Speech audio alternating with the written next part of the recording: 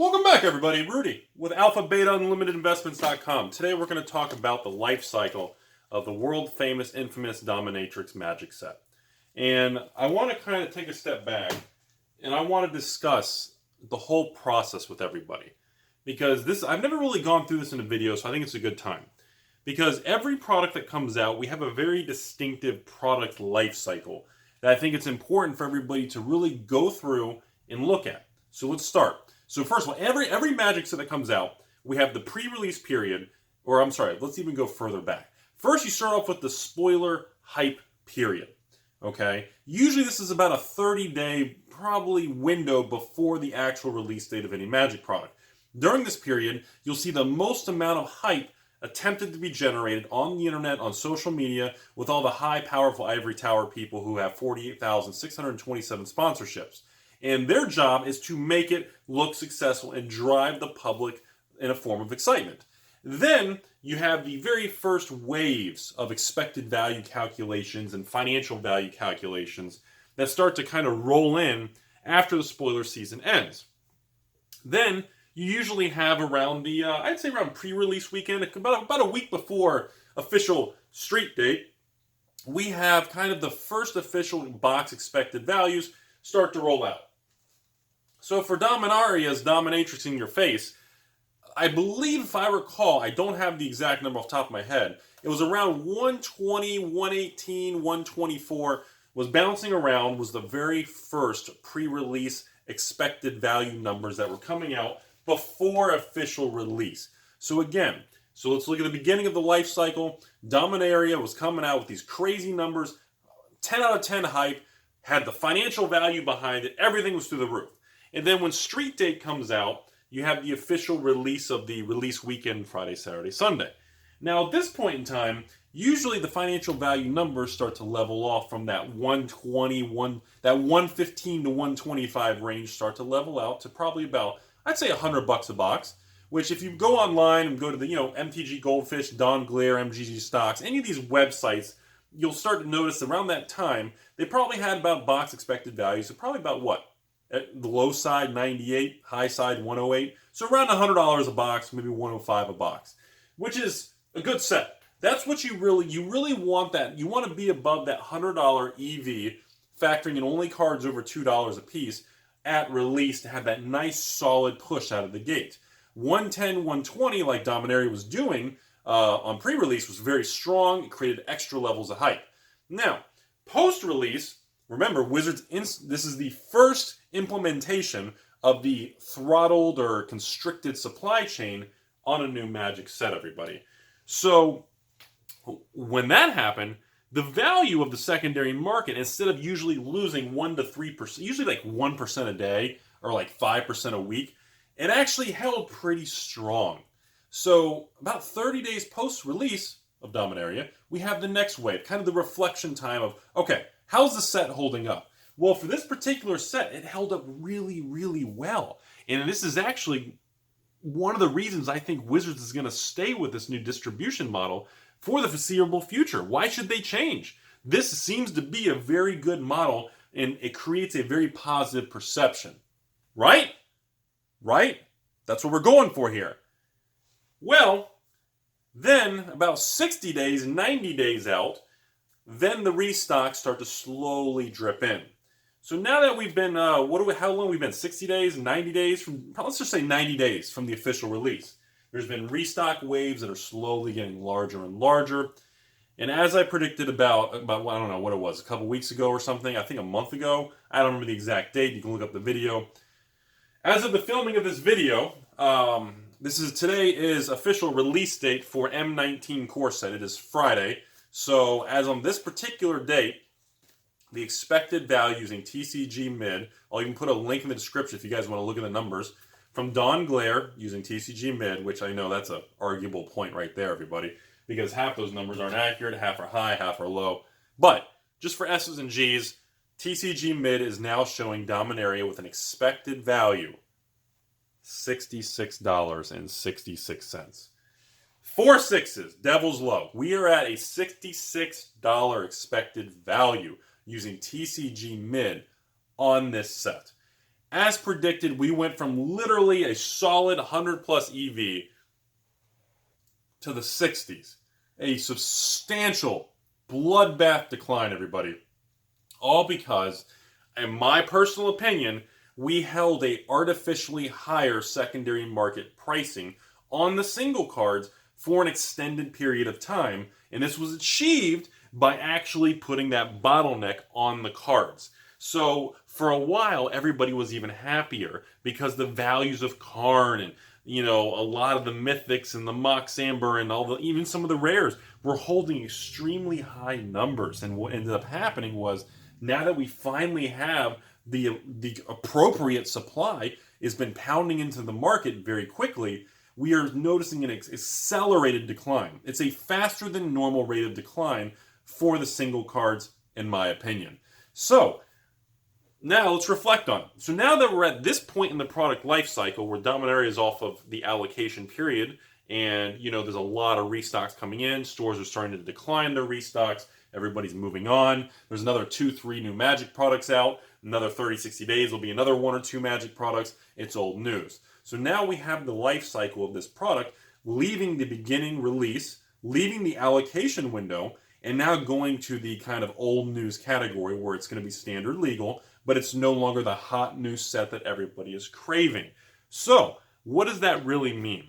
Now we're in what I like to call the dry or kind of the cool-off period, I guess you could say. This is the cool-off period that after a set becomes new, the prices start to sag, giggity. What happens is the boxes are going to be kind of idle now. Usually have about a 12 to 24 month idle period where it just kind of cools off in the back corner. Because there's no catalyst to make the product go up in value.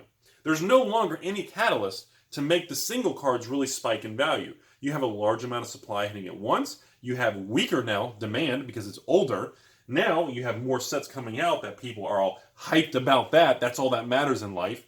So you're in this cool off period where it's in the back corner and everyone's just like, I really just don't, it doesn't mean anything anymore. So the next wave is going to be probably in about 12 to 18 months from now when it completely cycles out of print. Distributors will get the message from Wizards of the Coast. They'll put on what we like to call the last call for reorder. And at that point, there won't be any more distribution of the sealed product. Now, when this happens, you're entering kind of that final tier wave, everybody. And that's usually the time that investors and store owners start to make the decision of, do we need to stock up on the product? Do we need to just let it go and say good riddance? Do we need to invest in the product? That's usually that final tier when the smart money tends to start crunching the numbers. Because what happened is the smart money held back and said, I don't want to park my money for an extra 12 to 18 months and have pretty much opportunity cost, zero rate of return, or negative if you want to count inflation of cost of capital, for those of you nut jobs out there. It depends on your perspective. But that's what's really going to be the next phase for the old Dominaria set. At this point in time, it's at a point where nobody really cares in the life cycle. So the next $1 million question, literally, that people are going to want to ask, and you have about a year to figure it out, is what's going to happen when the set approaches the last call out of print life cycle. And that brings me to the final point of the conversation, everybody. When the product of any Magic the Gathering set comes out, you have the last tier. When it cycles out, the valve is turned off, no more supply is coming in. Do you or do you not invest in the product? If you're a store owner out there, do you buy an additional build level of product to keep an extra case or 10 cases in the back room and tie up that capital in the hopes of appreciation long term? In the past, pre-2012, that was a shoo-in 100% yes. The amount of products released by Wizards of the Coast was less than half.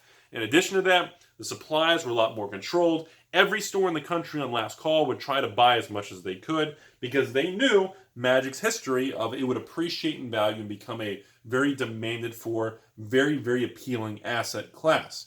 Now that we're not like that because everything has changed, we don't really know.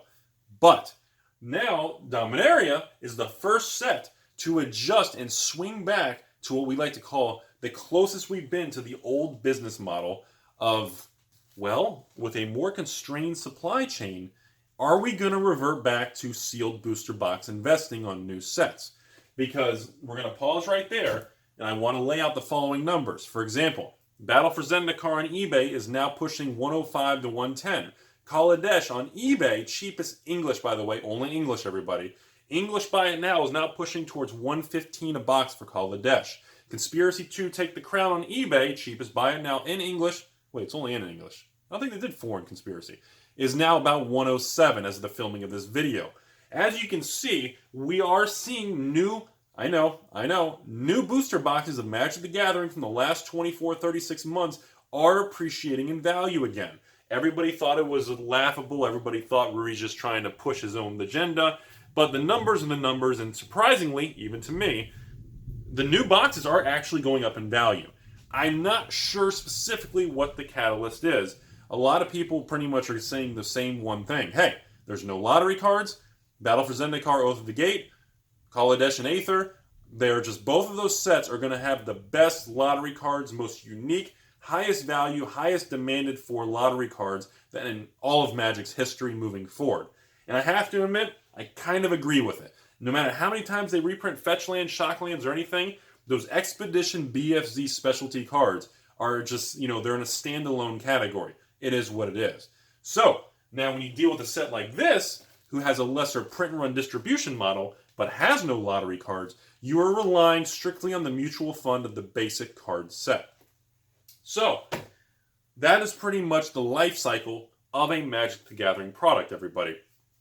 I wanted to make this video because the biggest point, like I told you guys earlier, the expected value of Dominaria has completely collapsed in my personal opinion.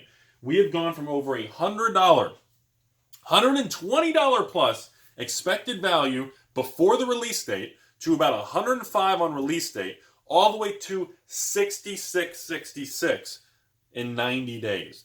That is brutal for a lot of people that were buying 4 Karns for $200. They were buying 4 Mox Ambers for $150. I mean, we're talking literally anyone who was getting involved in buying into the singles lost half their money, in my opinion, based on the raw numbers. Some held up better, some appreciated a little bit more. But overall, as a basket of items, or a basket of stocks, or a basket of singles, it's just that the downward pressure is very intense.